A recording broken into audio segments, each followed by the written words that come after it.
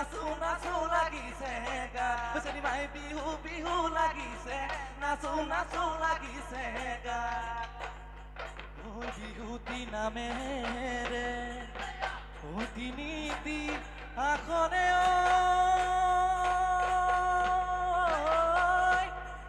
ঐ কোনে লিখি গলে খিলত ঐ গুণেও নধৰে ঐ মামৰেও নধৰে ঐ থাকিল অসমীয়াৰ মাজত